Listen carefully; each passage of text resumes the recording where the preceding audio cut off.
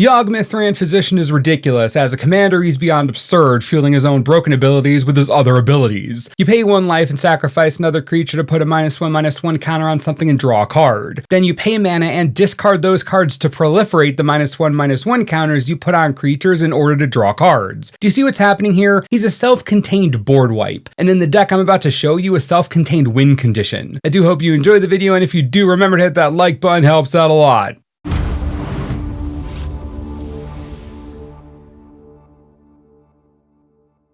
Yawgmoth can do all the work himself. He's always done all the work himself, so there's no reason to mess with a good thing. He created Phyrexia, and the Phyrexian race is still alive and stronger than ever. Dude knows what he's doing. This deck is going to spend life, sacrifice creatures, spread disease to creatures and players alike, draw massive amounts of cards, generate massive amounts of mana, and proliferate everything a truly gross number of times, so the entire board dies of toxicity. We're not messing around. This isn't your grandmother's deck tech. This is Yawgmoth, Thran Physician.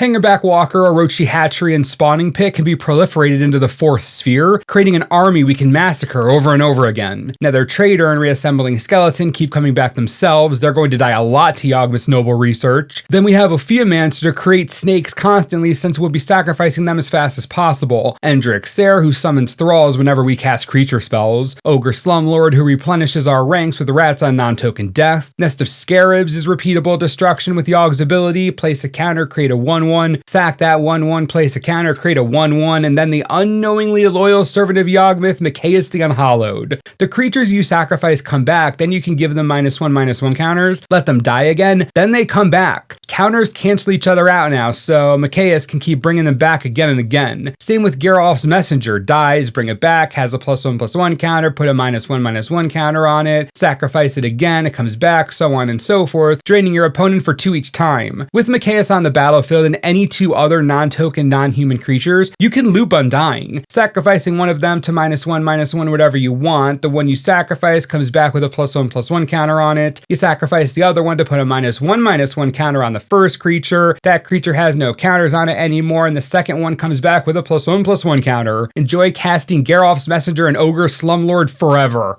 We really want to sacrifice everything at the table, everything from everyone. Skull Clamp is in the deck to destroy tokens for extra cards if you don't need the Yawgmoth trigger itself. Necro Skitter literally steals every creature on the board when it dies with a -1/-1 counter on it, which it will, since no creature can avoid them against this deck. More power and sacrifice fodder for Yawg. Puppeteer Cleek steals from graveyards. We can use the creature, sacrifice it, then do it again if Mikaeus is out, because Undying will bring it back with a +1/+1 counter on it. Then Persist will bring it back with a -1/-1 counter on it. You get the picture. We steal things, we use them, we kill them. There's also a fair amount of resurrection in the deck to further our sacrificial goal of unending death. Hell's Caretaker brings back more important creatures by sacrificing tokens, basically any creature we've spoken about so far. Sheoldred Whispering One, a true praetor and servant of Phyrexia, brings a creature back on upkeep. Both Victimize and Dread Return drag creatures from beyond the grave back to the battlefield. Phyrexian Reclamation in this deck in particular can keep creatures out of the graveyard for the entire game if you wanted to. Corpse Dance with Buyback allows the resurrection of creatures and immediate sacrifice of them. Then, once we've ravaged the board, by activating Yawg's first ability, Thrilling Encore brings everything back for another go, except this time Yawg owns it all. And Volrath's Stronghold doesn't even need to sacrifice to top deck an important creature lost to the graveyard.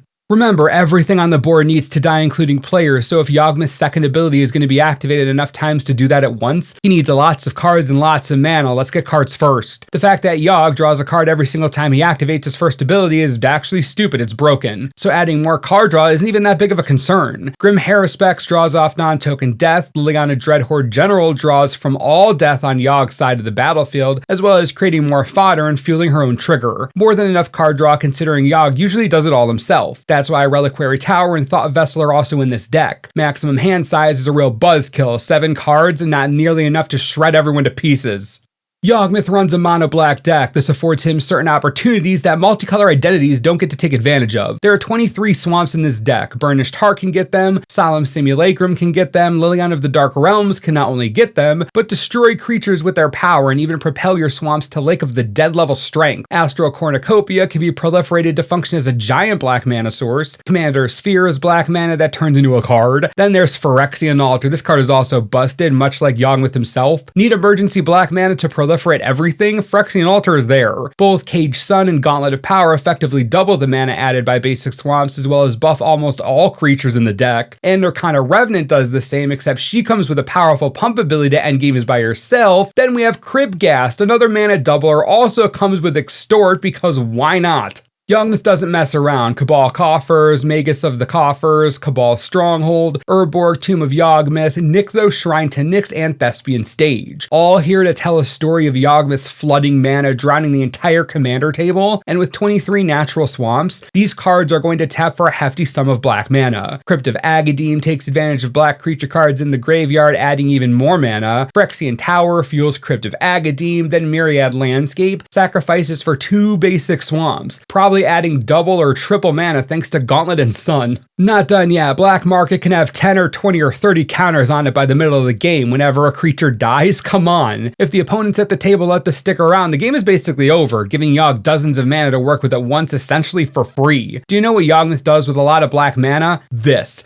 is what he does with it. Anyways, I told you this wasn't your grandmother's deck tech. Reign of Filth, Bubbling Muck, and Songs of the Damned are the last black mana ritual spells in this deck, and they about sum up what's going on here. Yawgmoth is an intense, powerful, and insane commander who will do anything he wants whenever he wants to do it. Let me show you.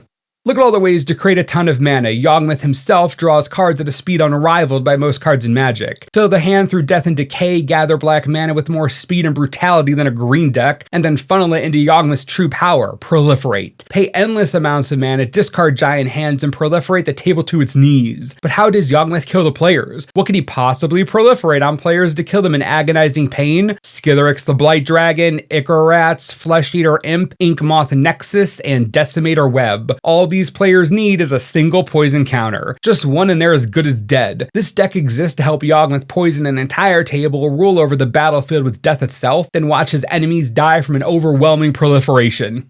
I did say that Yawgmoth did all the work himself, and while that'll be enough most of the time, why not add more win conditions? Yawg can support it. He's basically a god. Blood Artist, Zulaport Cutthroat, and Vindictive Vampire are all here. While Blood Artist does have to target, it doesn't matter. There's so much death happening in these games, the triggers are going to get out of control. Torment of Hailfire is an alternate win condition when 20 or 30 mana can be sunk into it, sometimes more. Black Sun Zenith spreads counters everywhere, probably killing everything. Decree of Pain is another board wipe, but can audible to a draw spell that only kind of kills everything, and Mutilate is a punch right in the face. Nothing escapes Mutilate, especially late game. Then when everything is dead, when the board is clear and all that remains of the ashes, Bitter Ordeal. Search target player's library for a card and exile it, Gravestorm. When you cast this spell, copy it for each permanent put into a graveyard this turn. You may choose new targets for the copies. Yawgmoth isn't kind, he isn't merciful. He kills everything, he kills everyone. Through Bitter Ordeal, he takes the best of everyone and tears it away from them. Bitter Ordeal is a card that defines Yawgmoth. Just think about that for a second.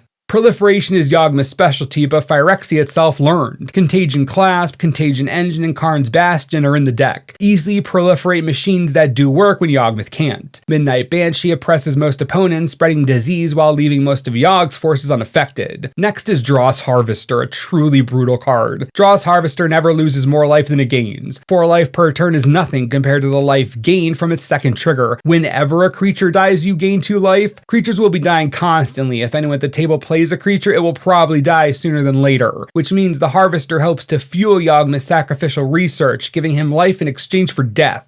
One last piece of Yawgmoth oppression is Contamination, used when opponents are too far ahead or when Yawgmoth needs a little more time to set up for the perfect win. Against any non-black player, Contamination is a nightmare. Sacrificing creatures is nothing, and when it isn't useful anymore, it can be sacrificed as easy as it was cast. The deck demands perfection to be executed properly. Yawgmoth demands it as well. Diabolic Intent, Razaketh the Foul-Blooded, and Liliana Vess are all here as powerful tutors. Sometimes it'll be a mana accelerant, sometimes it'll be a powerful creature, sometimes it'll be pure destruction. Sometimes it'll be Lightning Greaves or Swiftfoot Boots to protect Yawgmoth so his work can be completed in peace. These tutors have a lot of value here, earning their inclusion by finding the right piece of the puzzle to poison everyone and win the match.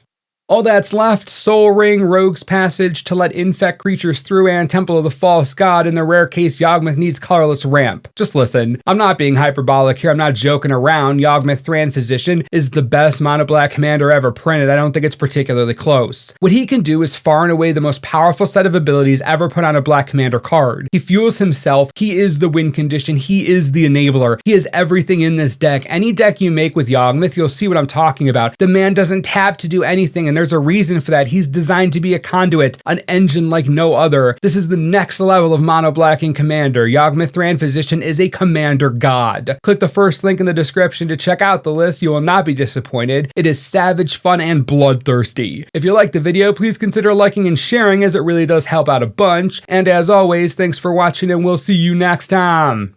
This video is brought to you in part by TCGplayer.com. Many of the cards in this deck are absurd, but one that you should pay particular attention to, Bitter Ordeal. This is one of the best cards in this deck simply because of the attitude it brings with it. It's very Yawgmoth. It's $9 right now, and there aren't a ton of them left, so grab a copy if you're interested in the deck by clicking the link on the screen. Helps the channel out, helps you out, it'll be great. Enjoy!